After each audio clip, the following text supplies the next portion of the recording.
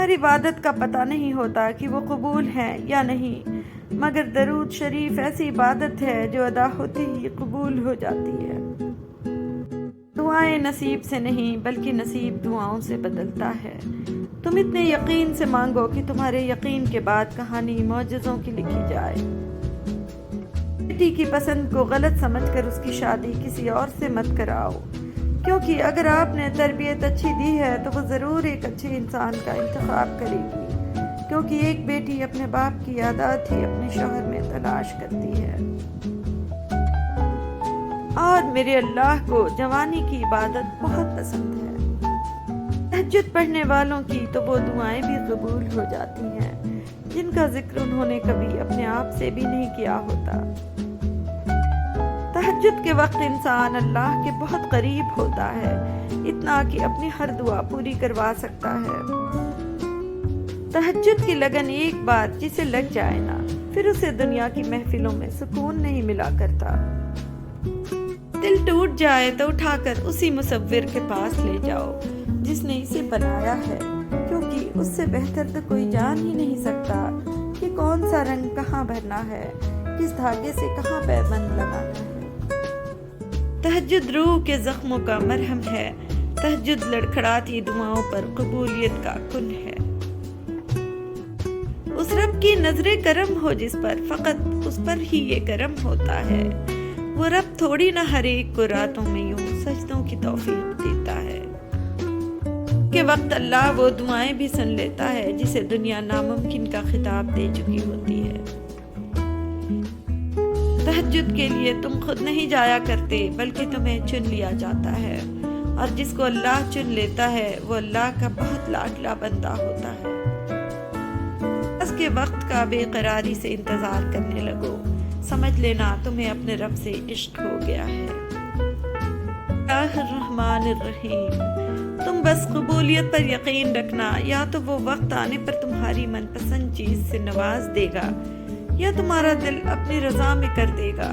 دونوں صورتوں میں بہتری آپ کی ہی ہے۔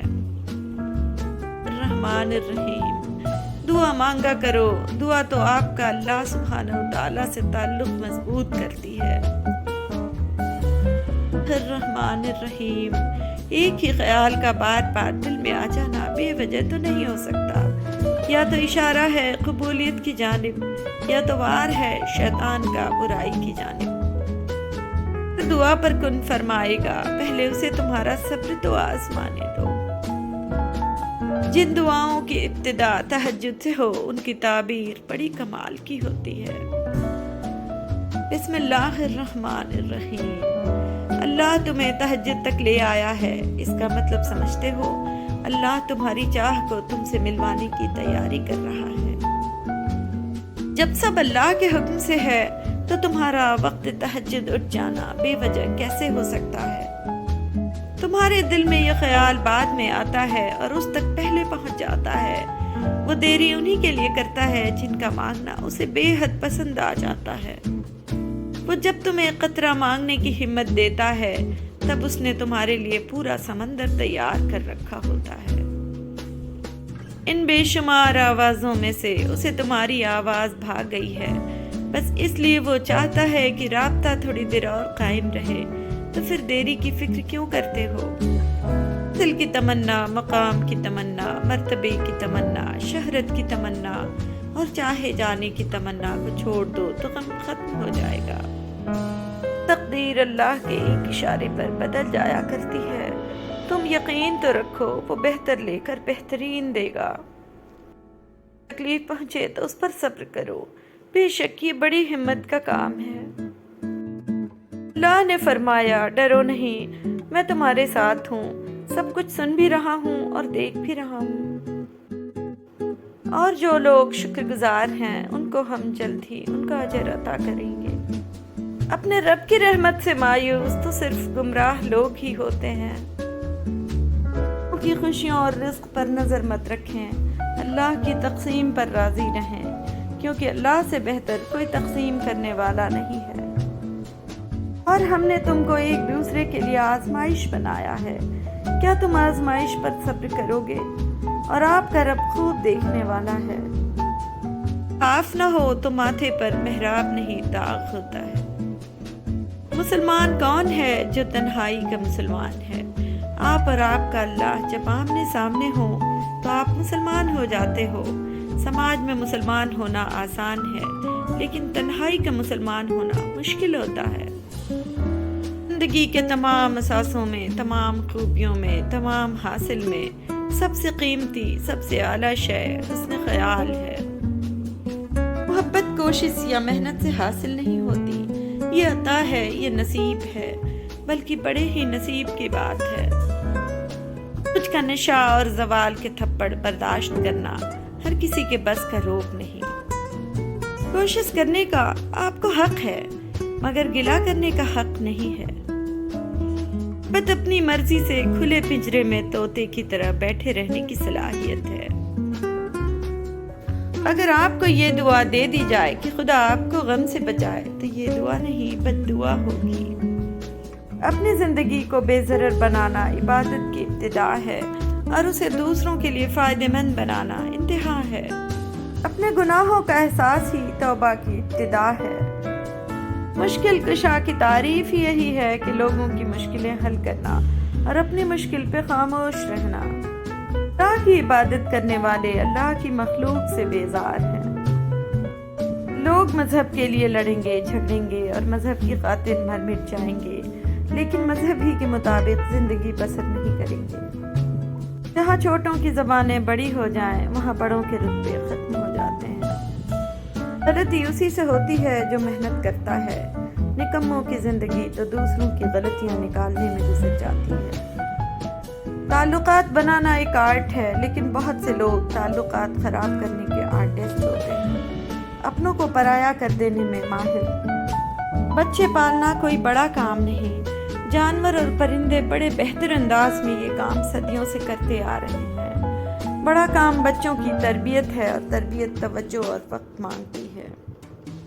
जब राज दरियाफ्त करना हो तो खामोशी जरूरी है। आपका होना अगर आपके बस में होता तो आप कुछ और होते। अगर किसी के दिल की खुशी आपसे वाबस्ता है तो आपका वजूद काबिल रश्क है। खुद आप किसी की ताबदारी नहीं करते और चाहते ये हैं कि हर कोई ताबदार हो, तो ये गुमराही है। आज का बद कल का नेक हो सकता है अगर उसको इस्तग़फ़ार की तौफीक मिल जाए। इस्लाम अपना मुहाफिज खुद आप है। आपने इस्लाम को नहीं बचाना है, बल्कि इस्लाम ने आपको बचाना है। मुनाफिक शख्स हर भेड़िए के साथ मिलकर शिकार करता है और फिर हर चरवाहे के साथ बैठकर आंसू भी बहाता है। गलत इरादे की कामयाबी गुनाह है, और सही इरादे की नाकामी भी सवाब है। अपने इरादे की इस्लाह करो। जहाँ सिर्फ जहालत ही खुश रख सकती हो, वहाँ अक्लमंद होना बहुत बड़ी बेवकूफ़ी है। हमेशा याद रखी जाने वाली चीज़ हमारे दुश्मन का जुल्म नहीं, बल्कि हमारे अपनों की खामोशी है। बदतरीन एहतराम वो है जो खौफ पर कायम हो। सबसे ज़्यादा अहम और ज़रूरी इंसानी अमाल वो हैं जिनमें नतीजे की तलब को नस्बुल ऐन न बनाया जाए। खुद को वही जाहिर करें जो आप हैं, और वही कहें जो आप महसूस करें, क्योंकि जो बुरा मानते हैं उनकी परवाह नहीं, और जिनकी परवाह है वो बुरा नहीं मानेंगे। सिर्फ दो चीज़ें ऐसी हैं जिनकी वसअत का कोई अंदाज़ा नहीं, एक कायनात और दूसरी इंसान की हिमाकत। खामोश लोगों के दिमाग शोर मचाते हैं। हर वक्त हथौड़ी हाथ में हो तो हर मसला कील नजर आता है। कभी किसी को इस बात की भनक मत होने दो कि तुम क्या सोच रहे हो। हर चीज मज़ाहिया ही दिखाई देती है जब तक वो किसी दूसरे के साथ हो रही हो।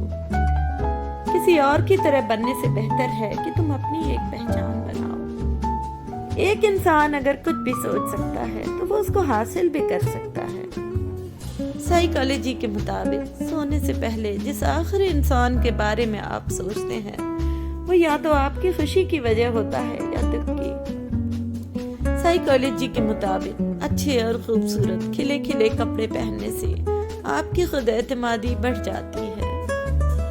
साइकोलॉजी के मुताबिक अगर कोई शख्स बहुत ज्यादा हंसता है حتیٰ کہ غیر ضروری باتوں پر بھی ہنستا ہے، تو وہ شخص اندرونی طور پر انتہائی اکیلا ہے۔ جاپانیوں میں ایک کہاوت مشہور ہے، آپ کے 3 چہرے ہوتے ہیں۔ پہلا چہرہ جو آپ دنیا کو دکھاتے ہیں، دوسرا چہرہ جو آپ اپنے خاندان اور دوستوں کو دکھاتے ہیں، تیسرا چہرہ جو آپ کبھی کسی کو نہیں دکھاتے، وہی آپ کا اصل چہرہ ہوتا ہے۔ مجھ سے نہ ہو سکے گا باطل کا احترام، میری زباں کے واسطے تالے خرید لو۔ آپ اپنی منزل پہ کبھی نہیں پہنچ پائیں گے اگر آپ رستے میں بھونکنے والے ہر کتے کو پتھر ماریں گے۔ بندہ عامل کے پاس جاتا ہے کہ کام نہیں چل رہا، اور عامل 20,000 لے کر اپنا کام چلا لیتا ہے۔ سب ڈوبے ہوئے ہیں، کچھ سیلاب میں، کچھ حنا میں، کچھ تکبر میں، کچھ اپنی ذات میں، اور کچھ بے حسی میں۔ شخص ہمیشہ نکتہ چینی کے موڈ میں رہتا ہے اور دوسروں کے نقص نکالتا رہتا ہے، وہ اپنے آپ میں تبدیلی کی صلاحیت سے محروم ہو جاتا ہے۔ سورہ رحمان میں اللہ تعالیٰ کافروں کے ایک مسئلے کی بات کرتے ہیں، اور وہ ہے ناشکری۔ اللہ ان کی ناشکری کی بات بار بار کرتے ہیں، اور ایک ہی بات کہتے ہیں کہ تم اپنے پروردگار کی کون کون سی نعمتوں کو جھٹلاؤ گے۔ صحیح کام کرنے کے لیے وقت کا انتظار نہیں کیا جاتا۔ کامیابی کا پھل ملتا تو سب کو ہے، لیکن اسے صرف وہی کھا سکتا ہے جو محنت کرتا ہے۔ جیتتے وہی ہیں جو جیتنے کے لیے کھیلتے ہیں۔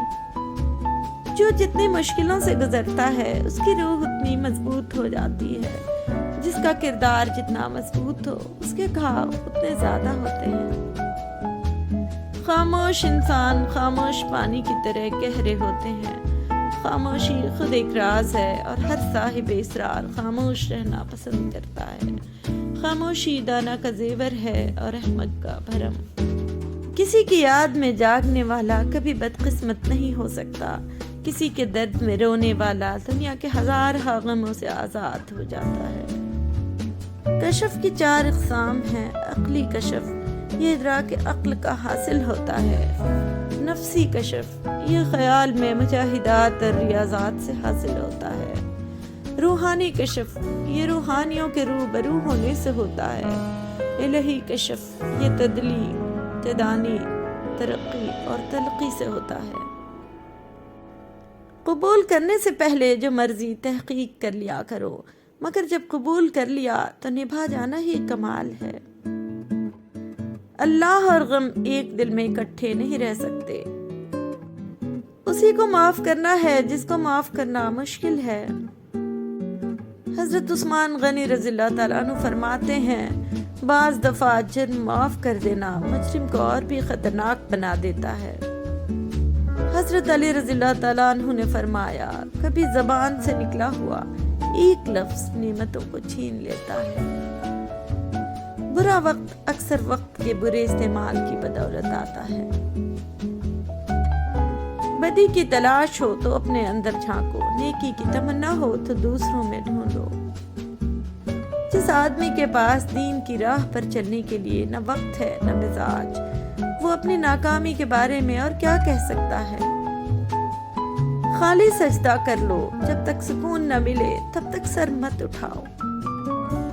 اللہ کے محبوب صلی اللہ علیہ وسلم کا ذکر جس مقام پر ہو اسی کا نام جنت ہے۔ اللہ سے آسرا مانگو اور اللہ کے محبوب صلی اللہ علیہ وسلم کی محبت مانگو، گناہ خود بخود ہی آپ کو چھوڑ جائے گا۔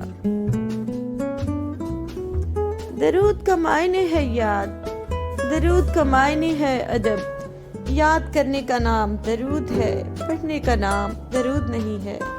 آپ یاد کرو پھر وہ یاد کریں گے، بس یہی راز ہے۔ درود شریف ساری کائنات کا وظیفہ ہے۔ آپ لوگوں کو ایک ہی ذات پر اعتماد کرنے کی تلقین کرو، اور وہ ذات نبی کریم صلی اللہ علیہ وسلم کی ذات مبارک ہے۔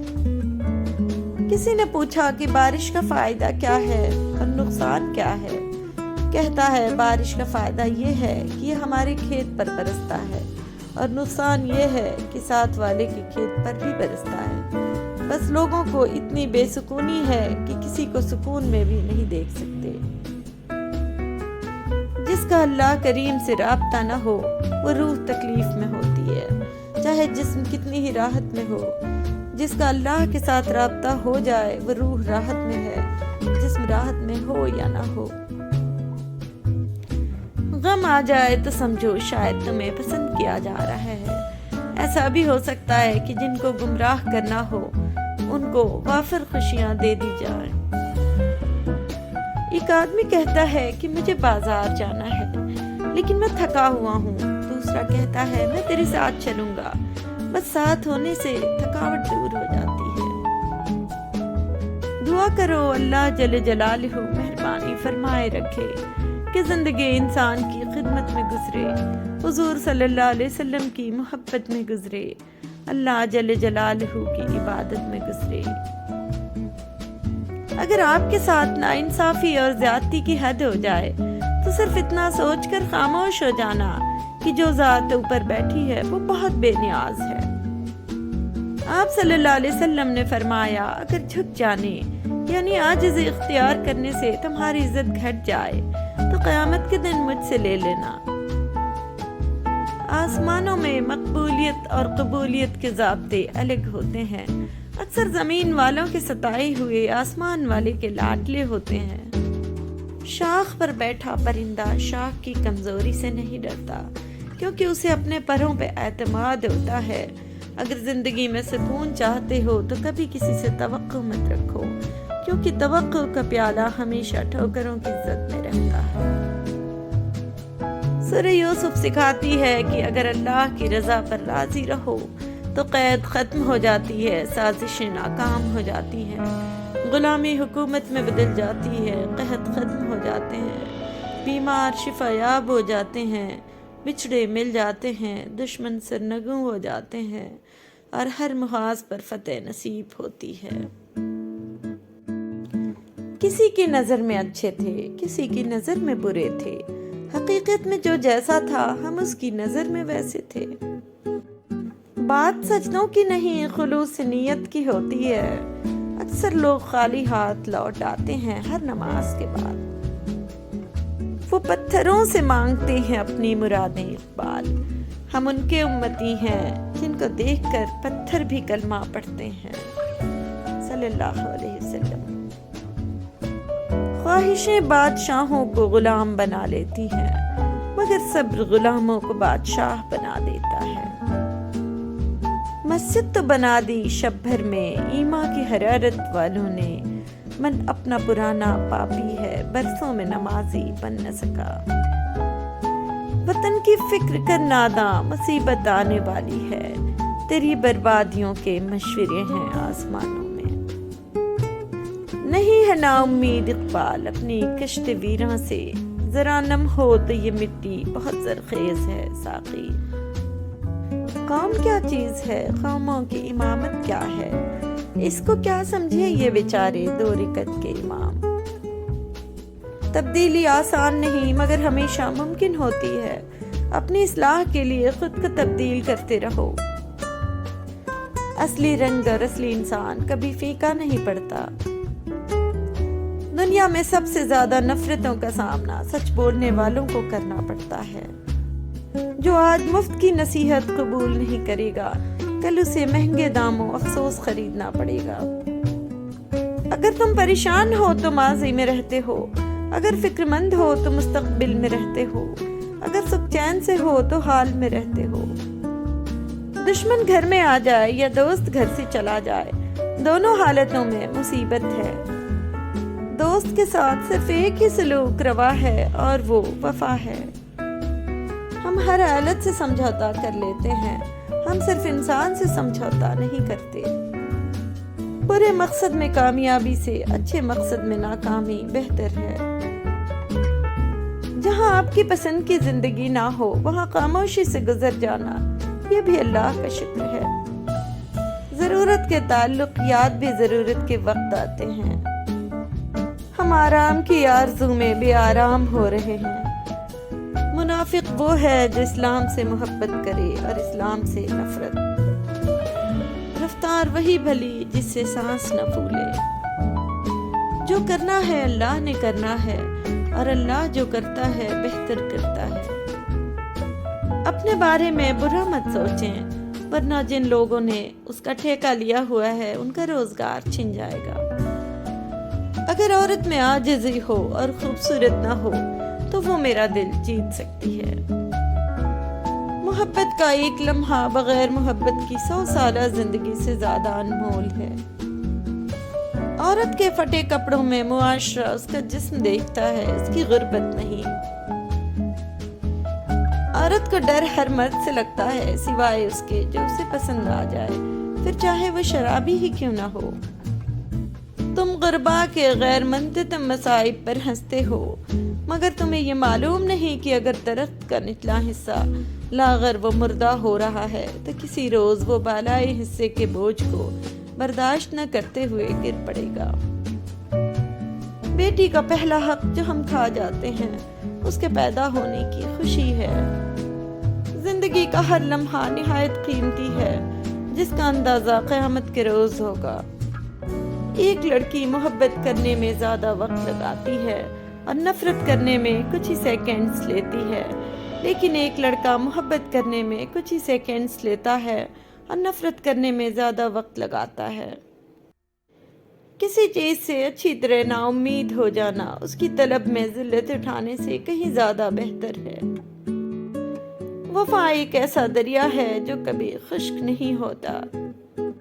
جو کپڑے حلال رزق سے بنائے گئے ہوں وہ کبھی پرانے نہیں ہوتے۔ اس بندے میں کوئی اچھائی نہیں جس کو تعلیم حاصل کرنے کا کوئی شوق نہیں۔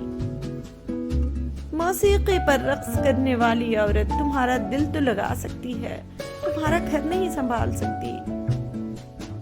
اس شخص سے ڈرو جو خدا سے نہیں ڈرتا۔